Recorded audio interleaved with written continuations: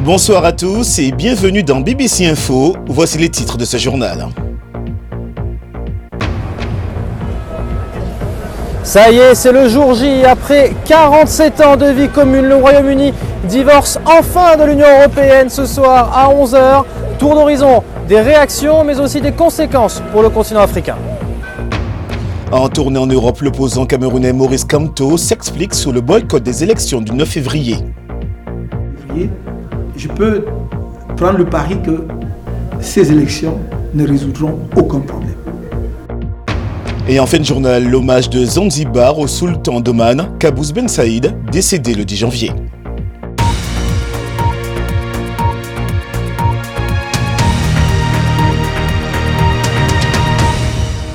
Jour J pour le divorce entre la Grande-Bretagne et l'Union européenne. Le Brexit aura lieu à 23h, heure de Londres.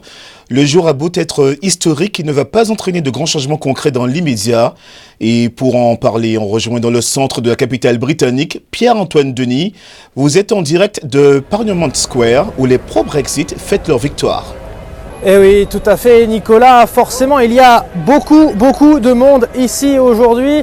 Il y a pour l'instant une centaine de personnes, mais cela va évidemment augmenter. Il y a surtout beaucoup de caméras, j'en ai compté à peu près une centaine depuis que je suis arrivé, parce que évidemment ça y est, après 47 ans de vie commune et 3 ans de débat, le Royaume-Uni quitte l'Union européenne ce soir à 11h, comme vous l'avez dit Nicolas.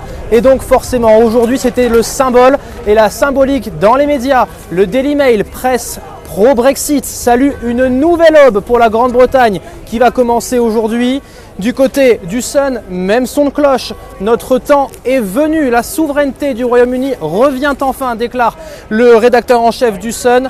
Par contre, pour le Guardian, média plus modéré, on met en valeur le fait que le Royaume-Uni est au final rien qu'une toute petite île et que le pari du Brexit est peut-être le plus grand et le plus dangereux de notre génération. Donc forcément, c'est un débat qui a divisé depuis 3 ans maintenant, un débat qui a enflammé dans le Parlement derrière moi, mais aussi sur ce fameux Parliament Square. Mais du coup, forcément, alors, qu'est-ce que c'est que ce Brexit et pourquoi il a autant façonné et fait de débat ici en Angleterre? Élément de réponse avec Anne-Marie Diaz-Borges.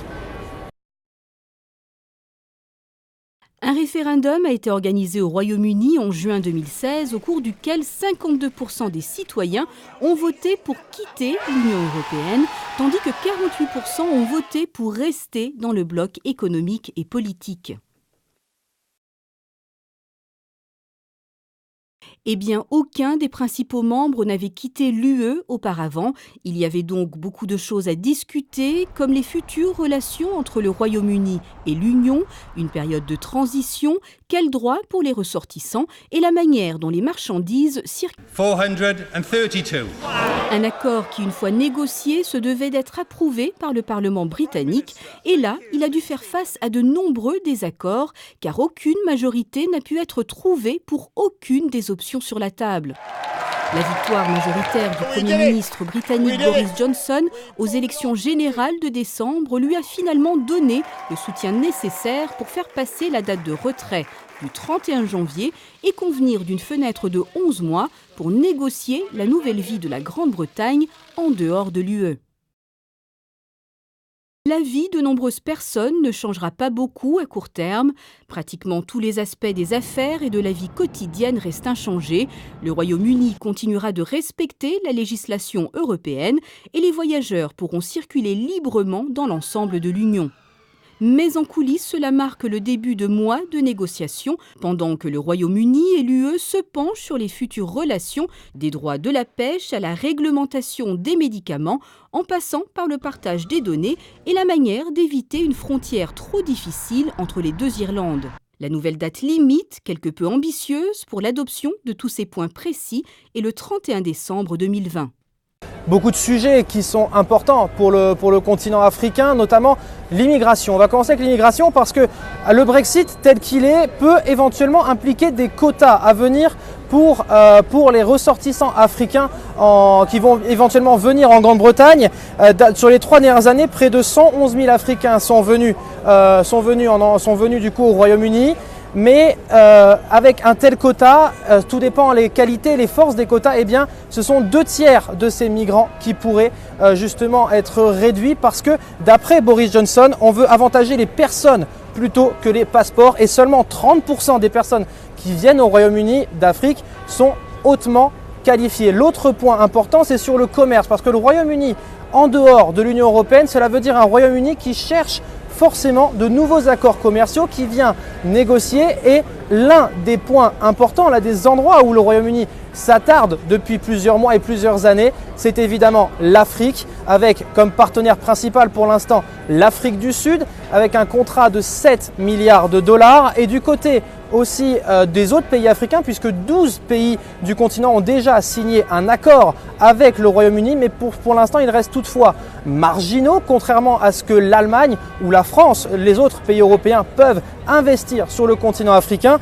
Mais pour l'économiste sud-africain Tinashe Kapaya, il y a des opportunités à venir pour le continent africain et le Royaume-Uni. En général, je pense que la réaction sera mitigée car elle dépend des régions et de la façon dont elles auront pu se préparer. L'idée de l'accord de libre-échange continental africain entre en jeu car ce que vous voulez, en fin de compte, c'est une vision africaine unie sur la manière dont le commerce se fera entre le continent et le Royaume-Uni.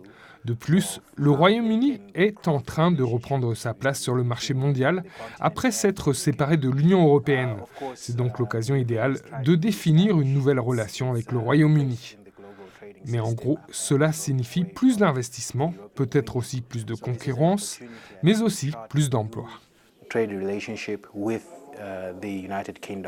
Voilà Nicolas, donc beaucoup d'incertitudes à venir parce que les négociations commencent donc entre le Royaume-Uni et l'Union européenne et donc même si ici c'est bientôt l'heure à la fête, c'est peut-être aussi l'heure du début des négociations Nicolas. Merci Pierre-Antoine Denis. On passe au reste de l'actu de ce vendredi 31 janvier, en bref et en images. L'OMS a déclaré l'urgence internationale face à l'épidémie du coronavirus, dont le bilan s'est alourdi à 213 morts. Le nombre de patients contaminés a par ailleurs grimpé à près de 10 000. Les États-Unis et le Japon sont les derniers pays à avoir mis en garde contre les voyages en Chine en raison de l'épidémie. 2 cas ont été recensés au Royaume-Uni. Plusieurs compagnies aériennes africaines dont Rwandair, Kenya Airways ou encore Royal Air Maroc ont suspendu tous leurs vols à destination et en provenance de la Chine en raison de l'épidémie de coronavirus. L'Éthiopie commence à filtrer tous les passagers en provenance de Chine et le cas suspect détecté au Kenya est négatif. Et dans le ciel, toujours, les acteurs de l'aviation civile planchent en ce moment même à Dakar sur la mise en place du marché unique aérien pour le continent. Ce projet phare de l'Union africaine devrait accélérer la connectivité à travers le continent, favorisant ainsi le développement durable des industries, de l'aviation et du tourisme. Prévu pour le 9 février, les premières élections législatives et municipales du Cameroun depuis 7 ans se dérouleront sur fond de tensions, avec notamment des attaques djihadistes dans le nord et des conflits meurtriers pour l'indépendance dans la partie anglophone du Cameroun. Maurice Kamto, le principal opposant du président Paul Biya, a expliqué lors d'une conférence de presse pourquoi son parti a choisi de boycotter les élections. On peut prendre le pari que ces élections ne résoudront aucun problème. Nous avons montré devant le peuple camerounais et la communauté internationale que le code électoral n'était pas bon à l'issue de l'élection présidentielle et qu'avec ce code, on pouvait même gagner des élections dans les urnes, mais ne pas avoir les résultats officiels escomptés. Comment pouvons-nous justifier que malgré tout cela, on va aux élections? Je ne vois pas dans ces conditions pourquoi l'opposition, toute l'opposition, n'a pas épousé la même ligne de conduite que nous, ne nous a pas rejoints dans le boycott. Quand j'ai entendu le président de la République française dernièrement dans une interview décrire ce que c'est que la dictature, je crois qu'il parlait du Cameroun.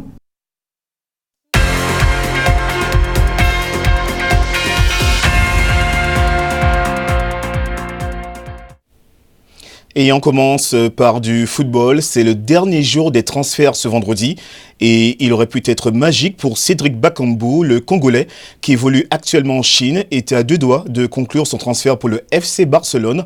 Mais le club catalan s'est retiré des négociations alors que Bakambu était à Hong Kong, prêt à monter dans un avion.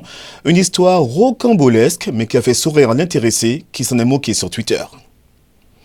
En Première Ligue, ce week-end, les leaders incontestés, Liverpool, vont tenter d'étendre leur folle série de 40 matchs sans défaite. Ils reçoivent Southampton et comptent pour l'instant 19 points d'avance.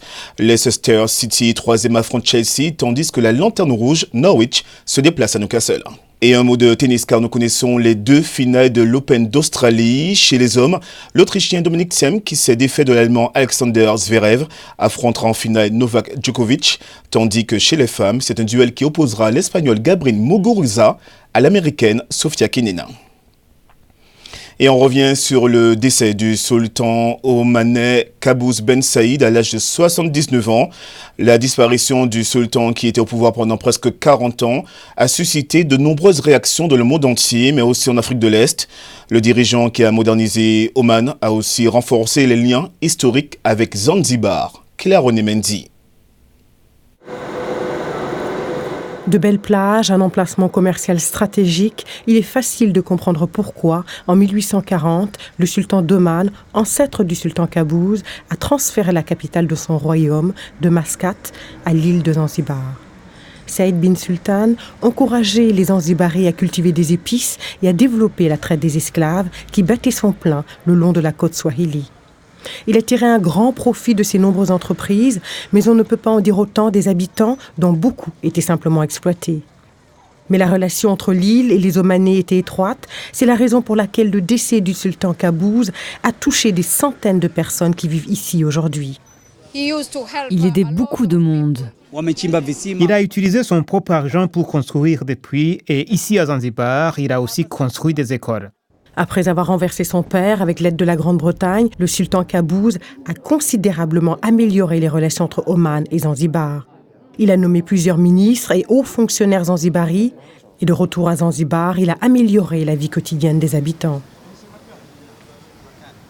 Il a entièrement financé la construction de cette grande mosquée, la plus grande de l'île. Construite il y a 3 ans, des milliers de Zanzibaris se rassemblent maintenant ici chaque semaine pour prier.